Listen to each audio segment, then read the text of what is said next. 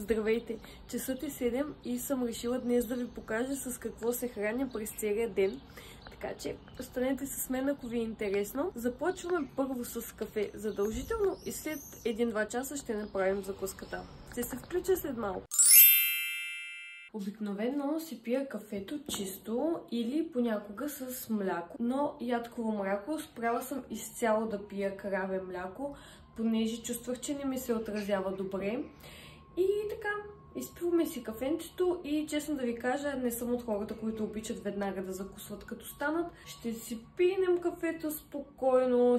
Ето тук си гледам сега към прането. Първо ще го събера и после ще продължа с закуската. И да ви кажа един съвет от мен. Поливайте си цветята с вода, която е от чешмата и която е престояла малко. В една бутилчица си наливам аз обикновено. Може да видите, че не се справя много добре. Тъкмо си изпих кафето и съм решила да си направя заготовката за обяда, който ще е вдъхновен от ето този комунистически рецептурник, който вчера намерих в магазина.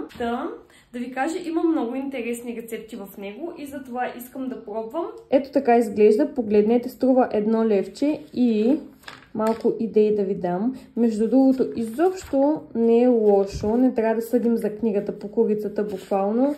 Има много интересни предложения, защото не знам какво да готвя лятото, много ми е трудно, но днес ще правим мариновано пиле с кара.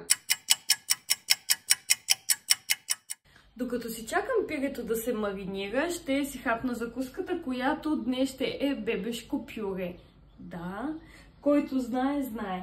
Много са вкусни. Тези са много вкусни плодови. Това с манго специално е много вкусно. Пише, че е за 5 месеца. Имам години, така че мисля да се възползвам.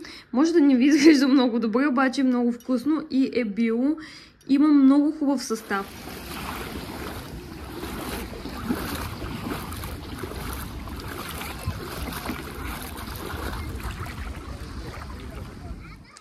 Здравейте, включвам се от плажа, може би това беше изненада.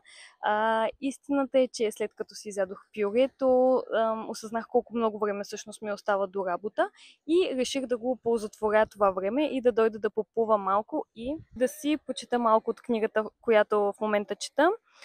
Казва се Привързани и може би за някой от вас ще бъде изненада, но обичам да чета психологически книги, това ми е любимия жанр. Мисля сега малко да си поотпусна, да си почета, ще вляза още малко да поплувам и след това се прибирам да си работя. Отстрани нещата изглеждат прекрасни, но искам набързо да ви върна в реалността. Не мога да кажа, че всеки ден преди работа ставам и съм супер активна и правя 1000 неща. Не, този път така се случи, станах в 6 часа, но не по свое желание. Просто се събудих и не можех да спя. И заради това имам времето да направя всичко това преди работа. Това изобщо не е ежедневието ми. И не всеки ден готвя 3 степени менюта, така че искам да го знаете. Социалните мрежи понякога ни карат изобщо да загубим представа за реалността. В момента аз се боря с моята тревожност. Има страшно много хора около мен, които в момента ме гледат странно и ги разбирам. Ще се включа след малко. Се върнах от плажа и съм гладна като вълк, затова сега ще ги слагаме в фурната. Честно да ви кажа, реших да добавя малко картофки. Мисля, че в сосчето ще стане добре. Намазах ги с олио и бутчетата и картофките и ги пъхаме в фурната.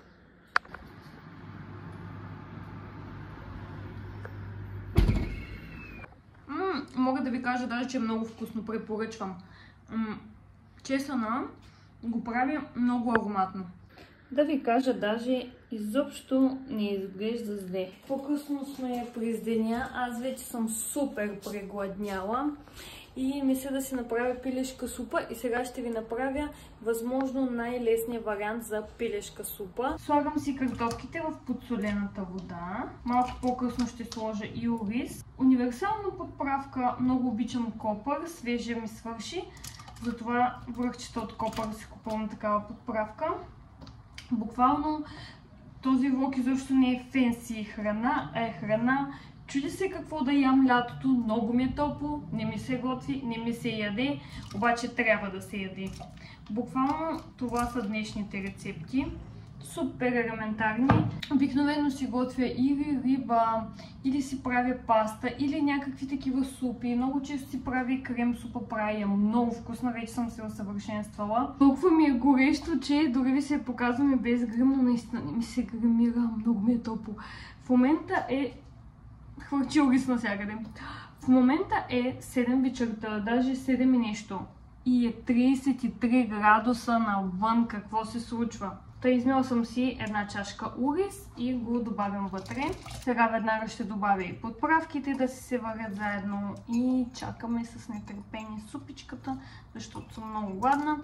Другия вариант е, може да си правите и с фидеи или с спагети, дори ако нямате фидеи. Ето тази подправка от Lidl, много я обичам, универсална подправка. Добавям от нея, добавям си от връхчетата копър и още сол, черен пипер и това е. Так му започнах да снимам и съседите ми започнаха да се кагат. Да, нека да ви покажа какво се получи.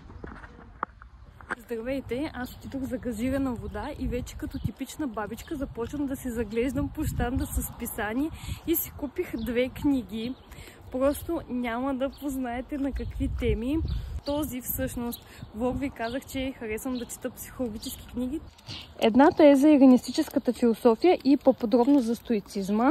А с тази книга учудих и себе си, защото имам много странно хоби напоследък, за някой може да е много зловещо.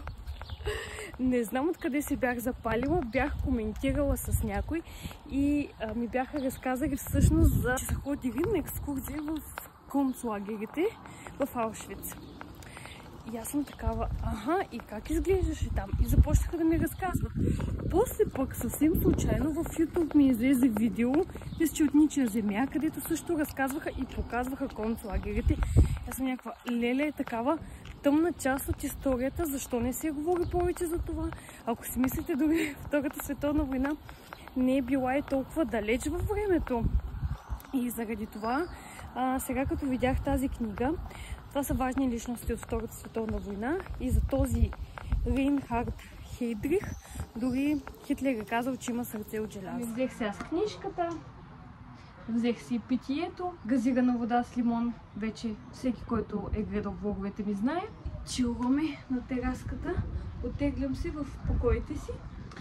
Благодаря ви, че бяхте с мен и в този влог и ще се видим съвсем скоро. Довиждане и до нови срещи!